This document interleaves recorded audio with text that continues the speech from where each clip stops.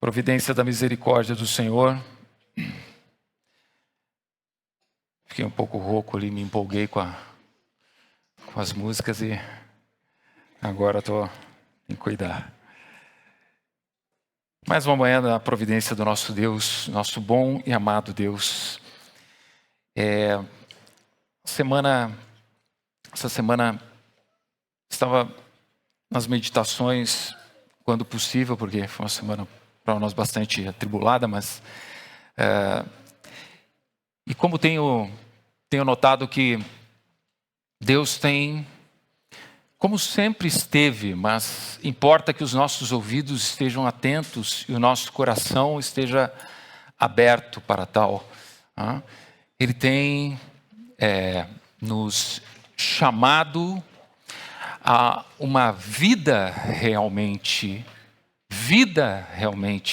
nele, uma dependência realmente nele.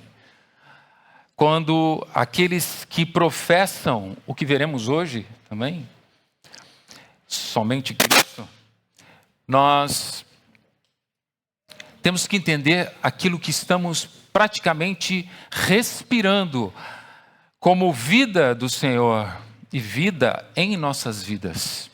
A sua santidade, o seu caráter, quando dizemos que Ele está conosco e em nós. Mas, antes de começarmos, eu gostaria, como de costume, só sugerir 2 livros.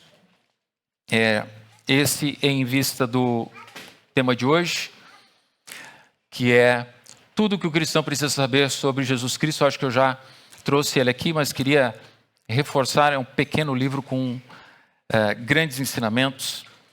Uma introdução à Cristologia por Mark Jones. Um livrinho que não assusta, tranquilamente, ninguém fica intimidado com ele. E eu não me lembro o preço dele, mas deve ser também em conta, se bem que tudo que é livro hoje está muito caro.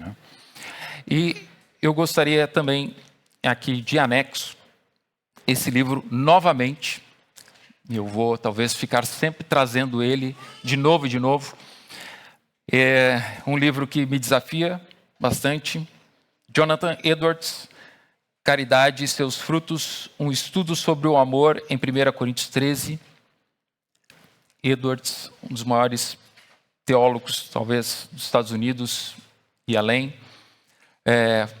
Tem uma sequência de sermões, uma reflexão em 1 Coríntios 13, e eu diria, fantástico.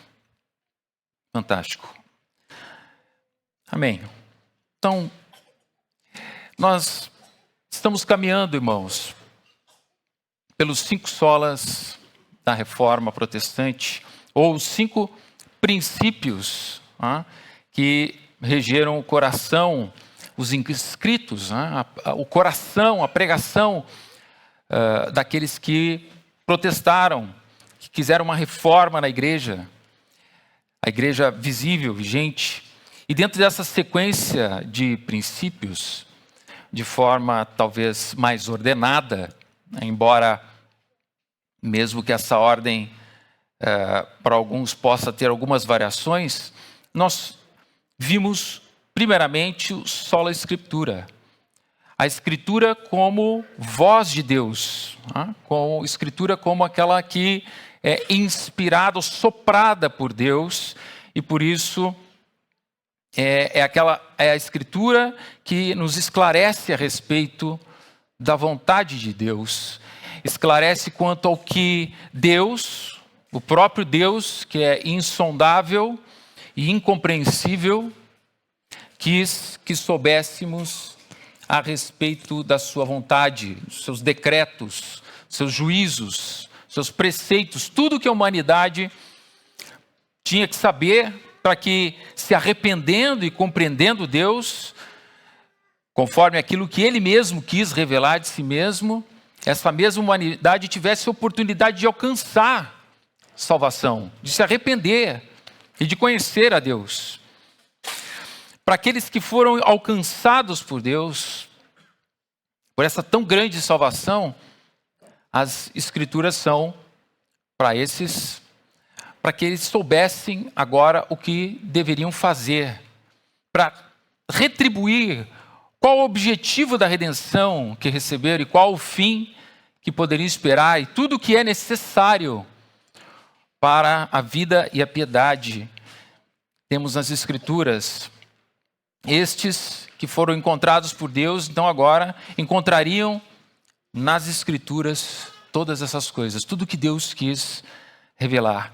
Por meio das Escrituras também, nós vimos e ficamos sabendo que foi a graça que nos alcançou, a graça que nos salvou, que a graça foi a causa da nossa salvação. Nós descobrimos que por ser Deus, então, como Paulo nos disse, riquíssimo em misericórdia, pelo muito amor com que nos amou, é que esse favor imerecido, ele veio, ele recaiu sobre nós, nos alcançou no caminho. Graça que para nós, ou para Deus, não foi de graça, para nós foi de graça, mas para Deus custou muito.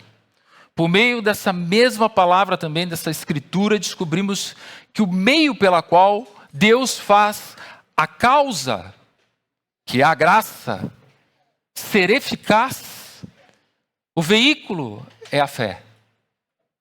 É a fé. Descobrimos que a fé é o meio que nos conduz com olhos fixos no alvo e na esperança que se espera.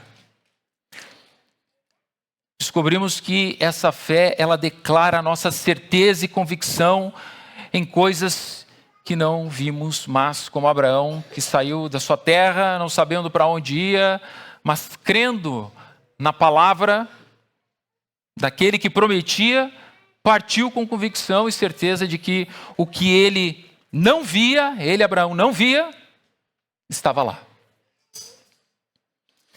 E agora hoje nós veremos que aquilo que a graça desejou, a fé se agarrou e direcionou em Cristo, o autor e consumador da nossa fé, o objetivo e objeto da nossa fé. Mas não como objetivo e objeto, como uma meta a ser alcançada e ponto final. Não.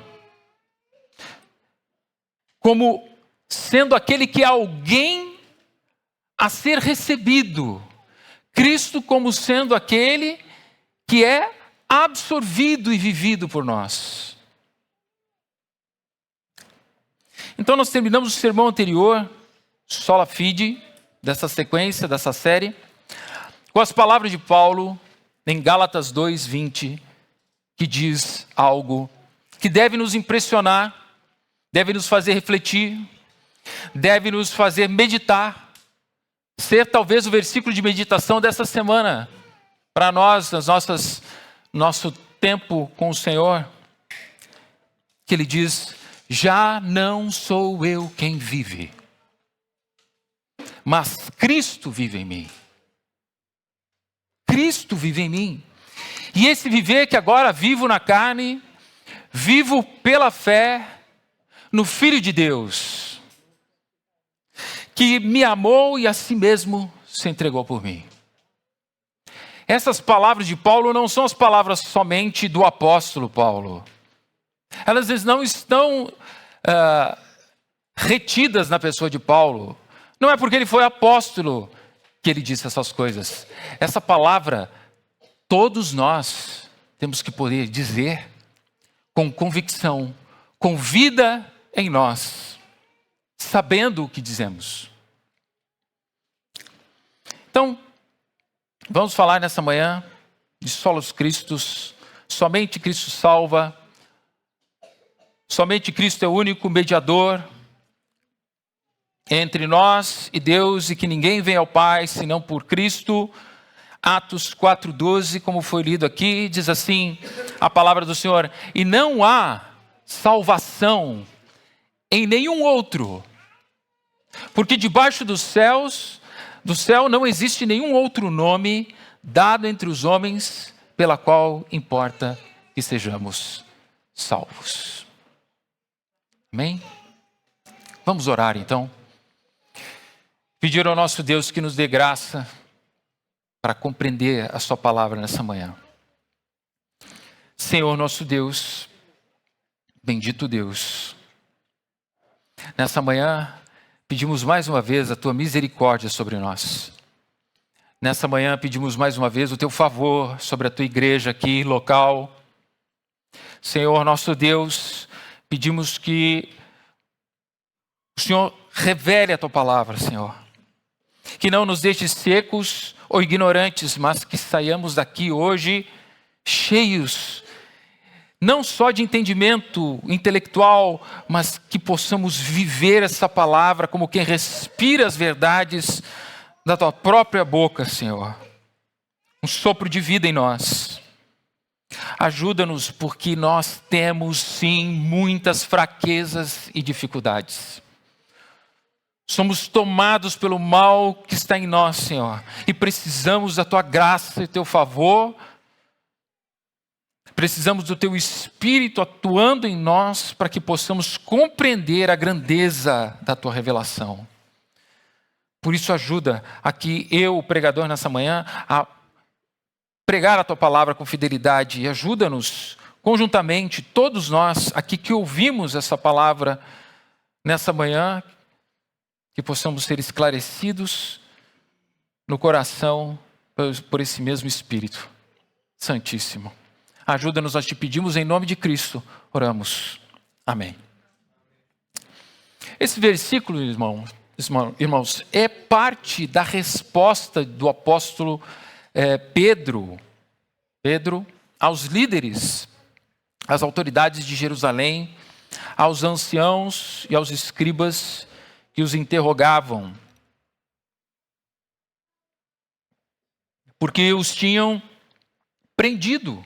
Sim, esses líderes tinham prendido Pedro e João, por terem eles, pelo poder de Cristo, curado um homem coxo que jazia à porta do templo.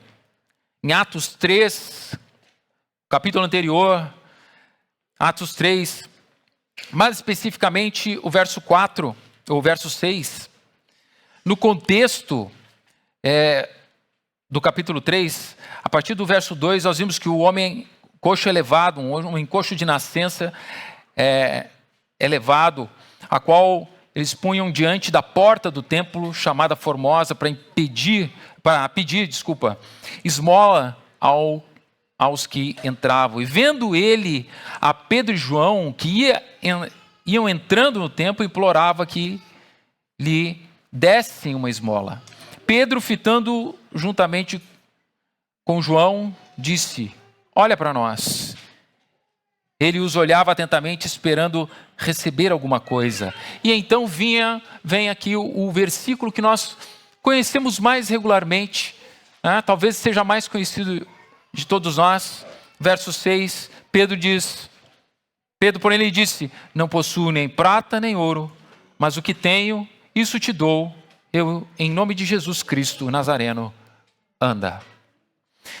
E a partir desse momento, então, se cria um certo tumulto. Esse milagre, ele aglutina pessoas junto ao templo. Eles vêm em cima de Pedro e João.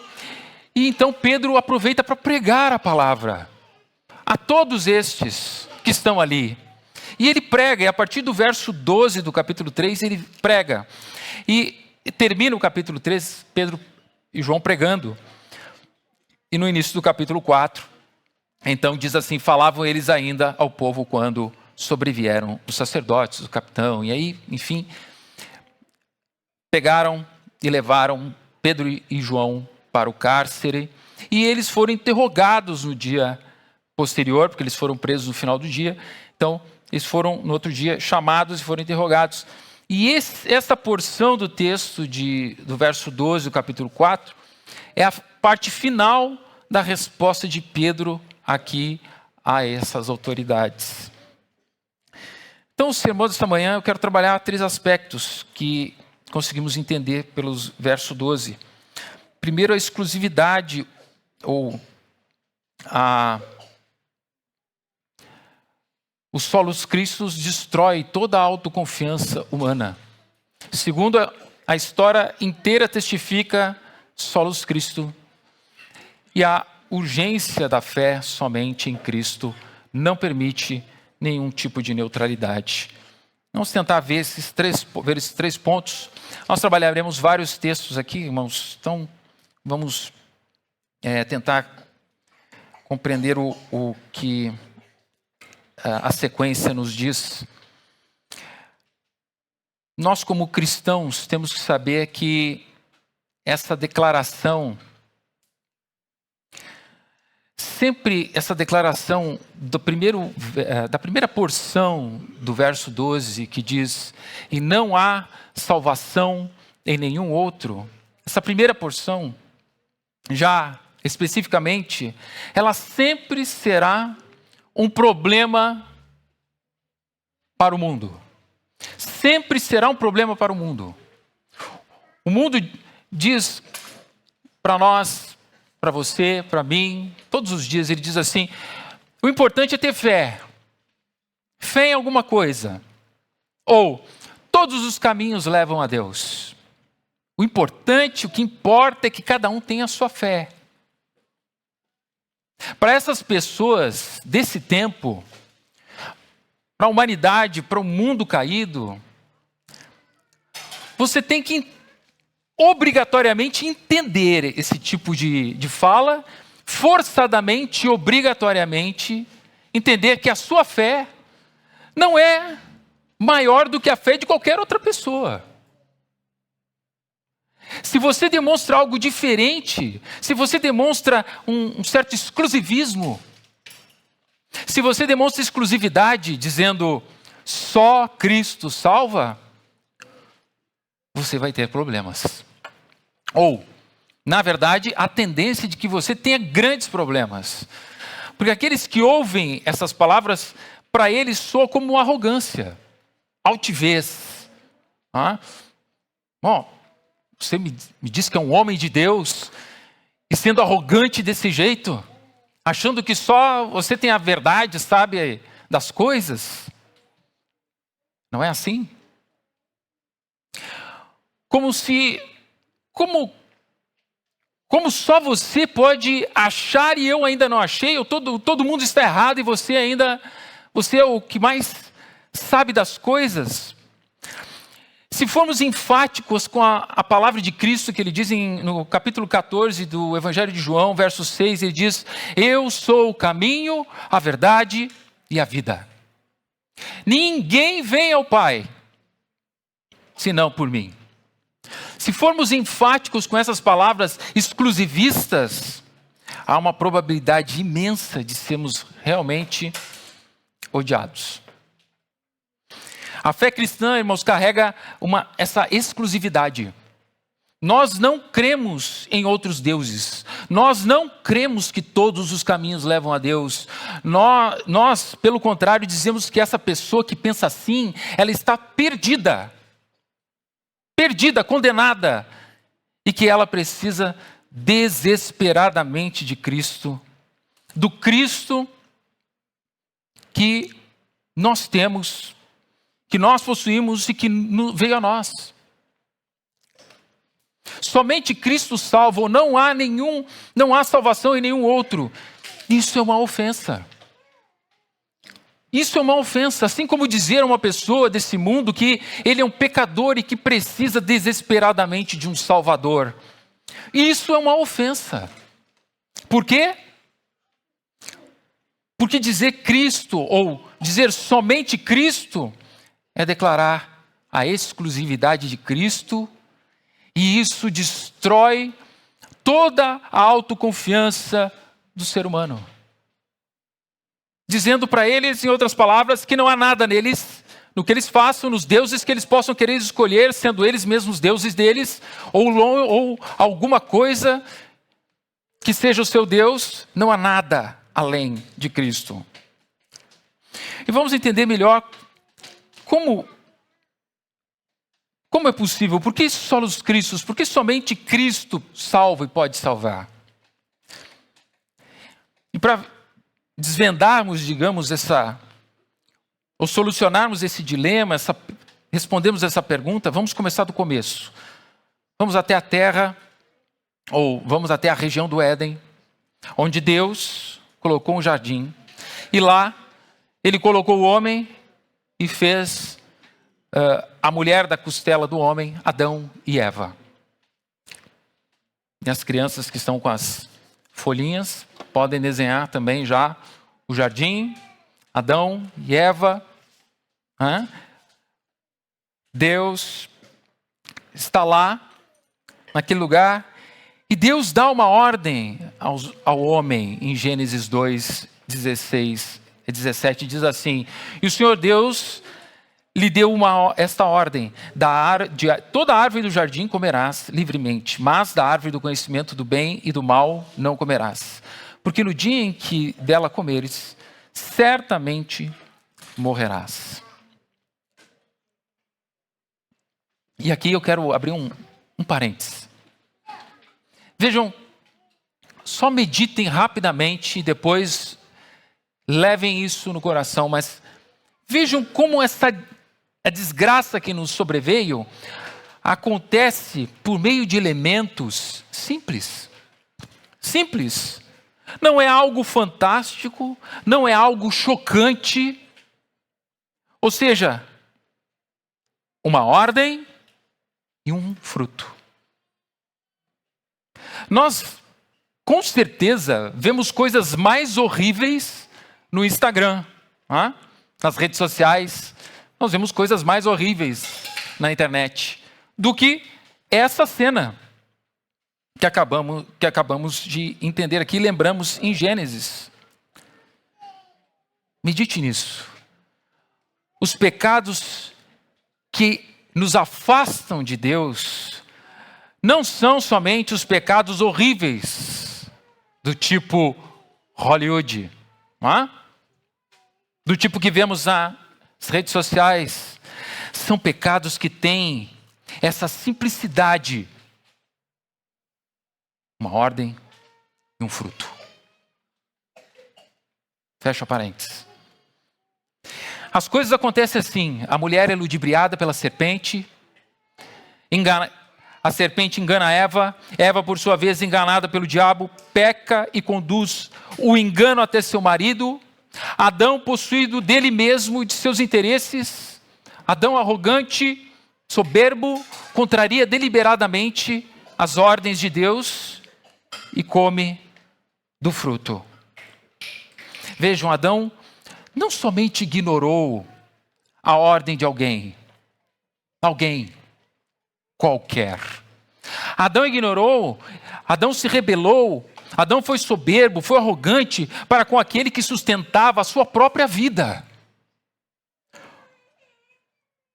Com aquele que dava o ar que ele respirava. Se Adão e o universo vigente, eles permaneciam e era por causa do Deus que ordena o que ordena e sustenta o que ordena.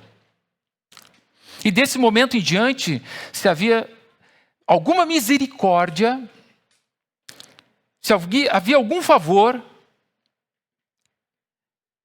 essa misericórdia dada se faz completa. Por quê? Deus, a partir desse momento, desvenda o que era inevitável. A humanidade estava condenada a pagar por suas transgressões. E por causa de Adão, foi tirada do coração, da alma do homem, a vontade de servir, a vontade de buscar sequer, a vontade de obedecer a Deus foi tirada. Ou, na verdade, ele não queria mais. O homem não queria mais essas coisas. E assim essa mesma humanidade não poderia mais ser salva da ira de um Deus que agora, ou a partir de agora, seria ofendido dia após dia durante todos os séculos. Sua honra, sua santidade, a verdade, o seu amor, sua compaixão, o âmago do seu caráter seriam mais e mais escarnecidos pelos homens que viriam daquele tempo em diante.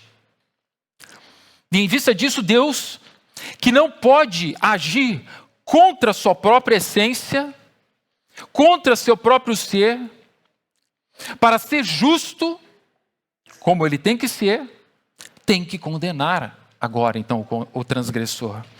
Deus, em vista dessa situação que nós acabamos de relembrar aqui, em Gênesis 3, 16, 17, Deus se dirige à serpente então e profere juízo sobre ela. E após amaldiçoar a serpente, ele profetiza o que na escatologia é chamado de proto-evangelho, que é o evangelho declarado de uma forma resumida, digamos assim, mas definitiva e completa. Em Gênesis 3, 14, 15, ele diz assim: então o Senhor Deus disse à serpente, visto que isso fizeste, maldita és entre todos os animais domésticos e o és entre todos os animais selváticos. Rastejarás sobre o teu ventre e comerás pó todos os dias da tua vida. Agora, porém inimizade entre ti e a mulher, entre a tua descendência e o seu descendente. Este te ferirá a cabeça e tu lhe ferirás o calcanhar. Lembramos dessa história. Aqui, de novo, sua misericórdia derramada. Aqui o seu favor é transbordante. Nesses versos, depois de ter amaldiçoado o animal serpente, Deus se dirige à serpente espiritual, ao diabo, a Satanás, e declara simplesmente que ele já providenciou salvação. Que o filho que descende da mulher que ele enganou, que ele, serpente, ele, Satanás, enganou, seria aquele que o destruiria, esmagaria. Como Paulo já nos disse, lá em Romanos 16, 20, disse à igreja de Roma, ele disse: o Deus de paz, em breve, esmagará debaixo dos vossos pés a Satanás. Ou seja, agora aquele filho da mulher que viria seria aquele que buscaria a Deus. Seria aquele que serviria a Deus, obedeceria a Deus, amaria a Deus. Mas vejam, que as leis ou a lei de Deus, aquilo que ele ordena, não pode ser mais obedecido pelo homem. Por causa do pecado, que produz rebeldia deliberada e guerra contra Deus. Quem seria esse que viria como homem e poderia fazer tudo o que os homens não podem fazer? Obedeceria tudo que os homens, tudo que eu e você não podemos obedecer. Quem poderia cumprir a lei que só Deus pode cumprir? Essa é a pergunta que define tudo. A resposta para essa pergunta explica a nossa pergunta inicial: por que somente Cristo salva? A resposta é: porque Ele é Deus. E tem que ser. O próprio Deus teria que descer e se fazer igual a nós, para que fosse possível a nós a esperança da salvação. Por isso a palavra, vejam, por isso as palavras de um homem improvável, por isso as palavras de Tomé no Evangelho de João têm uma clareza que poucas vezes vemos naqueles que professam somente Cristo. O que diz João 20, 28? O que diz João 20, 28? A situação ali, que antecede o verso 28, é de Cristo se apresentando depois da ressurreição, e Tomé incrédulo, e Cristo dizendo, e logo disse a Tomé, Cristo: põe aqui o dedo e vê as minhas mãos. Chega também a mão e põe ao meu lado. Não sejas incrédulo, mas crente. Respondeu-lhe Tomé. Vejam a resposta de Tomé: Senhor meu e Deus meu. Senhor meu e Deus meu. Ele duvidou, precisou ver para crer. Mas quando viu, ele entendeu. Ele entendeu quem era aquele que estava diante dele. sendo Deus Filho, pôde viver nessa terra em retidão e justiça, para que por meio da sua vida justa pudesse ser perfeito Cordeiro de Deus, que tira o pecado do mundo, pode ser o bom pastor da nossa alma. João 10, 11, eu sou o bom pastor dá a vida pelas ovelhas. Pudesse ele ser perfeito sumo sacerdote, que pôde se compadecer das nossas fraquezas, Hebreus 4,15, onde ele diz, porque não temos sumo sacerdote, que não possa compadecer-se das nossas fraquezas. Antes, foi ele tentado em todas as coisas, a nossa semelhança,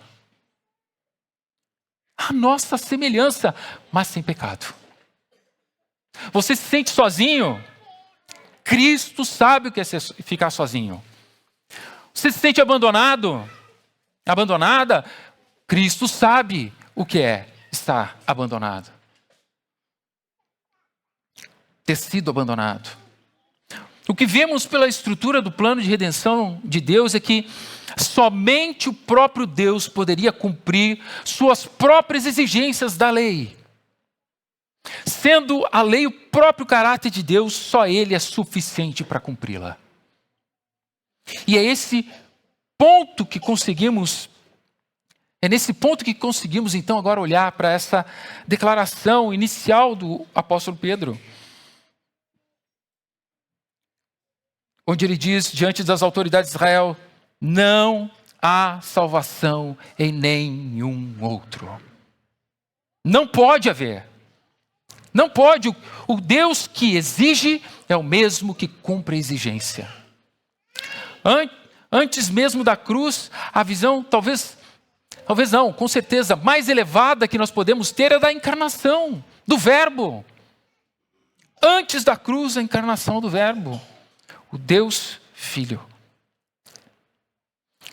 E até aqui, irmãos, qual deve ser a nossa reflexão até aqui? Sua reflexão deveria ser assim: meu Deus, o que são, ou quão horríveis são os meus pecados, os pecados que eu cometi, para que o próprio Deus tivesse que descer em meu socorro e auxílio. Esses pecados que talvez você já nem mais dê conta, nem mais acha que comete, não consegue encontrá-los. Esses pecados que você talvez possa achar que não tem muita importância. Para essas coisas Deus não dá bola. Ou esses pecados que você não se importa mais, mas que levaram Cristo a ser pendurado numa cruz. Lembre-se, um fruto e uma ordem. Coisa simples. A realidade do pecado, que Isaías sabia bem os efeitos e o fim que o homem de dores teria que passar. Isaías 53, verso 4, 5, nós já lemos ele inúmeras vezes. Diz, certamente ele tomou sobre si as nossas dores. As nossas enfermidades, as nossas dores levou. E nós o reputávamos por aflito, ferido de Deus e oprimido. Mas ele foi traspassado pelas nossas transgressões. Ele foi moído pelas nossas iniquidades. O castigo que nos traz a paz estava sobre ele, e pelas suas pisaduras fomos sarados. Ou ainda, quando lemos o que o evangelista Marcos nos diz em Marcos 15, 24, pequeno verso, que diz, então o crucificaram.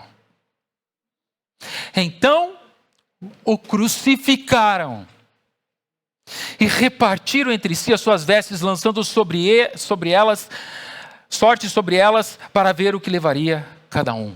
Humilhação. Mataram o Cristo. E repartiram suas vestes. E a segunda reflexão que deve ser feita por nós é se perguntar se nós achamos hoje que esse evangelho que nós temos vivido, esse evangelho que você vive hoje, é compatível com o tamanho, a largura, a profundidade, a monstruosidade da grandeza do que Deus fez. O próprio Deus fez por você e por mim.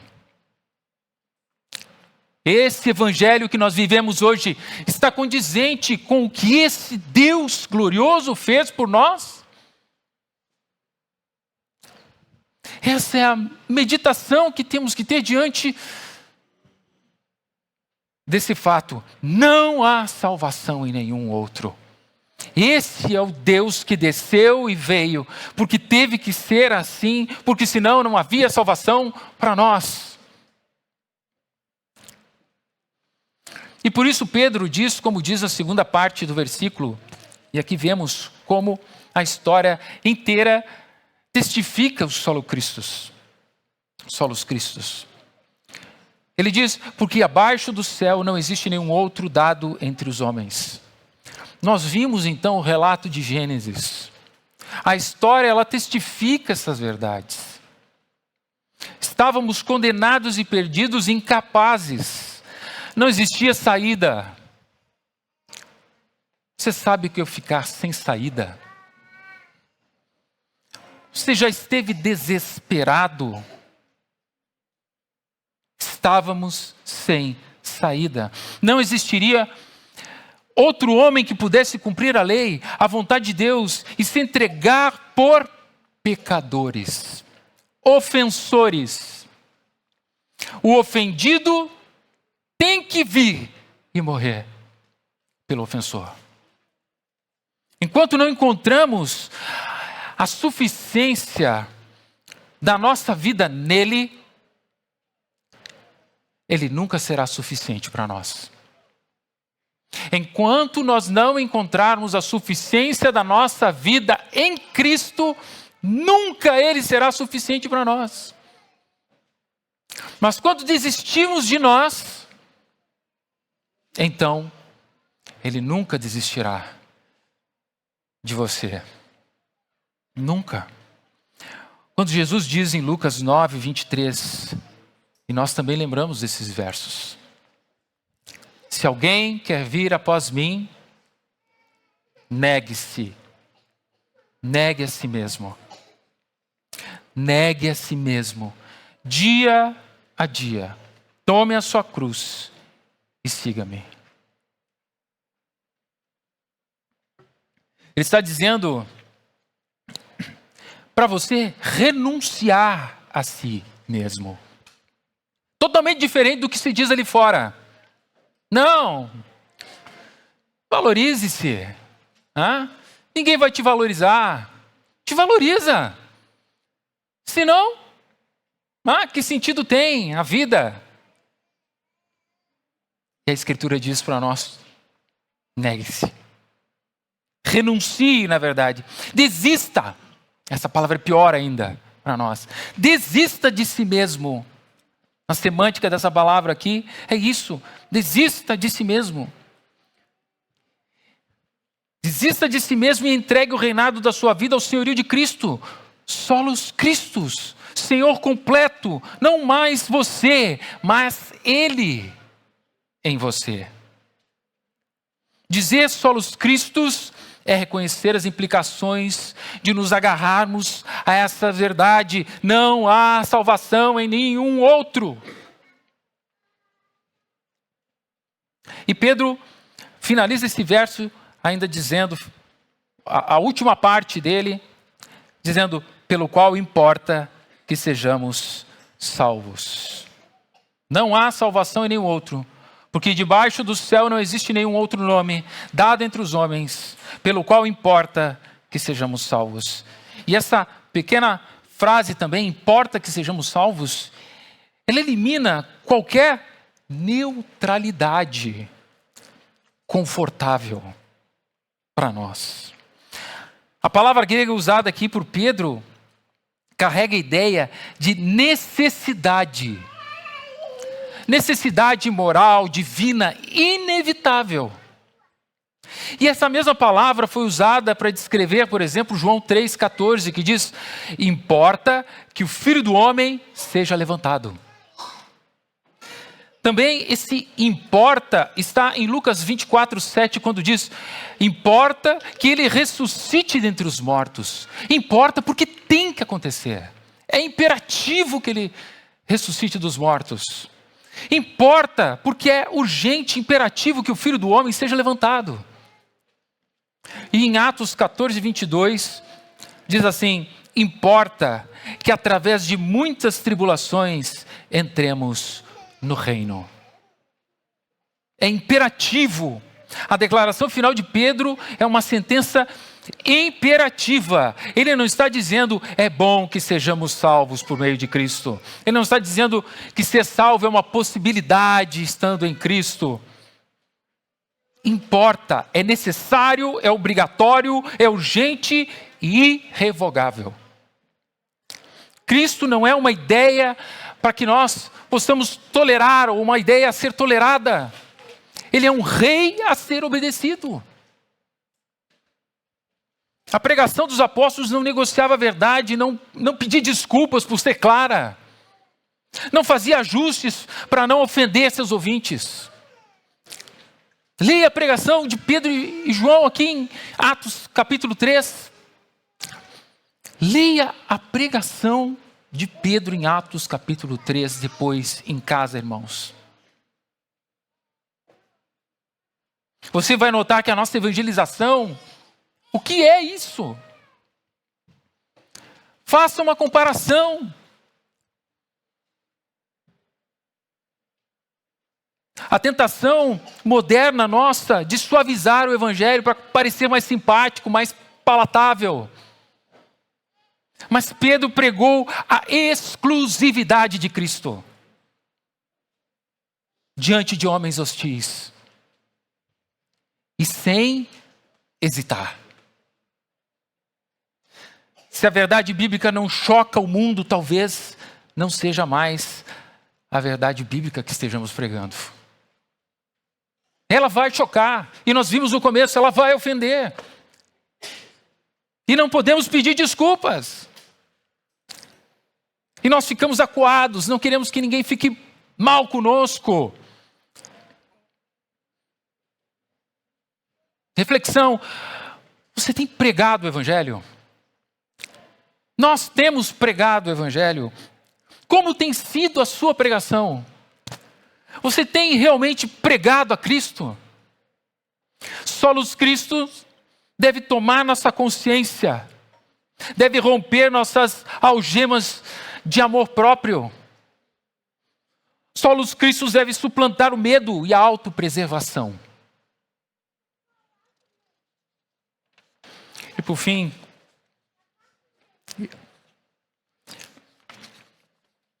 eu queria falar um pouco, ditas essas coisas, para nos encaminharmos para o final, refletir em como declarar somente Cristo, com fé e certeza, tem um impacto direto e profundo em nossas vidas. Dizer somente Cristo implica em crer, amar e servir o Deus que não poupou seu próprio Filho, antes o entregou por todos nós. Quando o povo é liberto do Egito, ele não é liberto para seguir em sua vida do jeito que quisesse.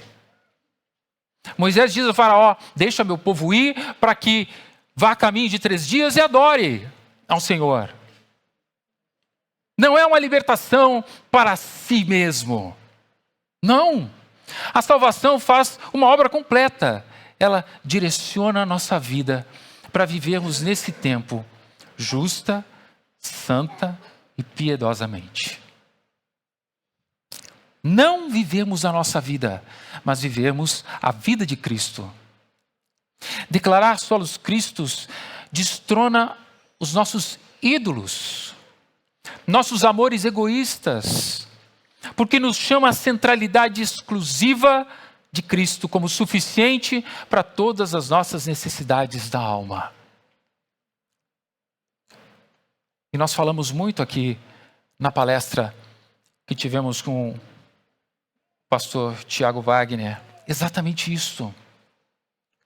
Cristo suficiente, o conselheiro suficiente, o Deus suficiente para nós.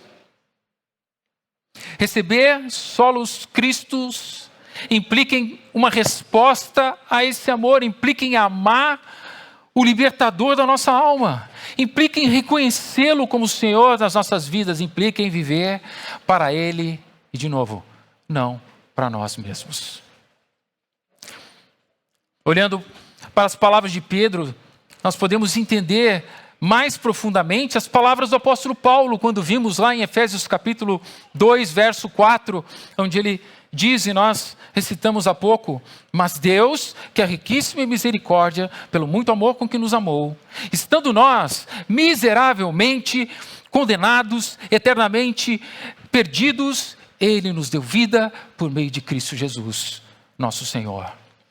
Reconheça-o, ame-o e viva. É isso que a palavra nos diz. E essa é a verdade. Essas são as implicações de somente Cristo.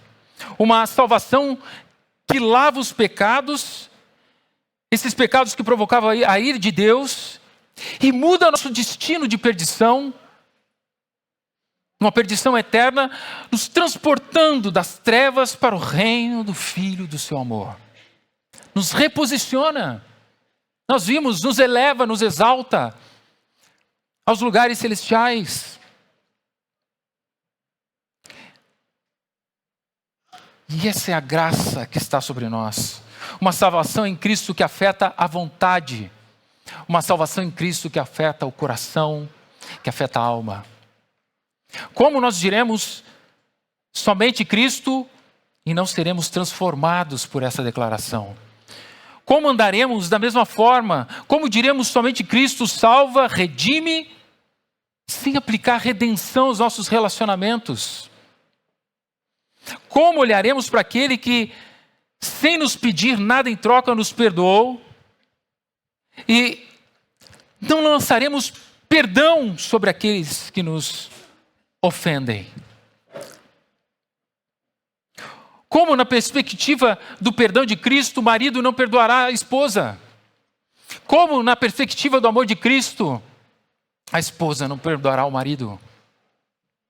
Como, na perspectiva de Cristo, de somente Cristo, do perdão de Cristo, de toda a obra de Cristo, não haverá reconciliação entre pai e filho? Como? Entre irmãos, sejam de sangue, sejam irmãos em Cristo, e isso é exigível.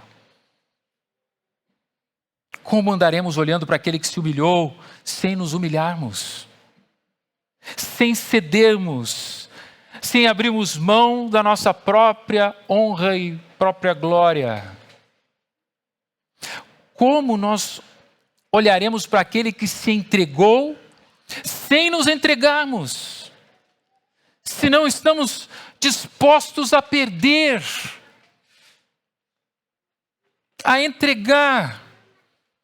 Como olharemos para aquele que nos amou, sem que possamos amar?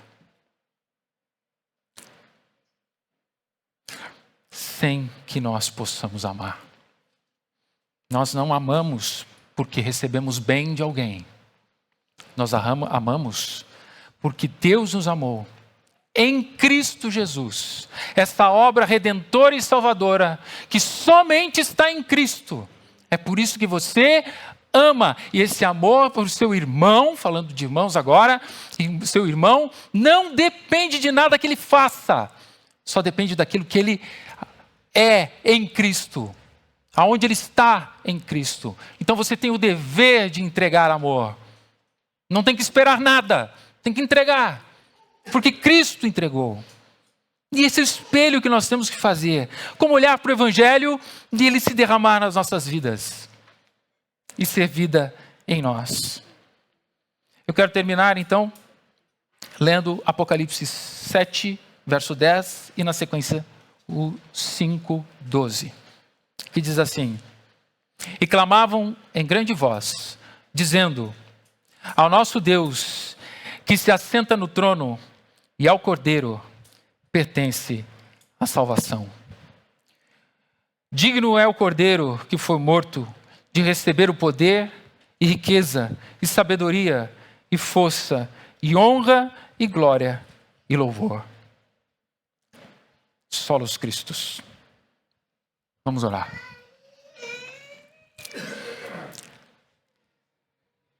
Senhor nosso Deus,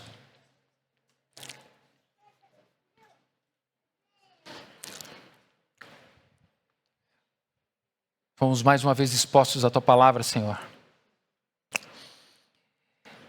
E esperamos com expectativa que o Senhor faça em nós transformação. Que o Senhor, através da Tua palavra, mude, Pai, por favor, o nosso entendimento. Nos livre das coisas desse mundo, que nós absorvamos a vida em Cristo, que podemos enxergar através das Escrituras. Que nós nos acheguemos ao Teu Filho, que nós saibamos que tudo está nele, por meio dele, e que possamos viver essa vida verdadeiramente. Um dia nós nos encontraremos contigo, Pai. E queremos estar lavados pelo sangue do Cordeiro. Queremos estar somente em Cristo Jesus. Sermos encontrados santos como o Teu Filho, por causa do Teu Filho. Limpos por causa do Teu Filho. Para que possamos adentrar aos Teus braços, Senhor. Ajuda-nos por misericórdia a entendermos a Tua palavra. Impele o Teu povo, cada um de nós aqui, a leitura da Tua palavra, mas não uma leitura simplesmente, Senhor, mas porque ela venha e repouse no coração. Para que ao levantar dessa leitura possamos viver a vida no trabalho, a comunhão, possamos viver, Senhor, a nossa vida conjugal, a nossa vida com os filhos, a nossa vida onde quer que seja, social, o que for, Senhor, que nós possamos viver através da vida do Teu Filho amado Jesus Cristo. Ajuda-nos pelo Teu Espírito, nessa manhã e em todos os dias da nossa caminhada, em que peregrinamos esse tempo até aquele dia, ajuda-nos a compreender e a viver por misericórdia e compaixão. Assim nós oramos nessa manhã, agradecidos, em nome do Teu Filho amado, Jesus Cristo. Amém.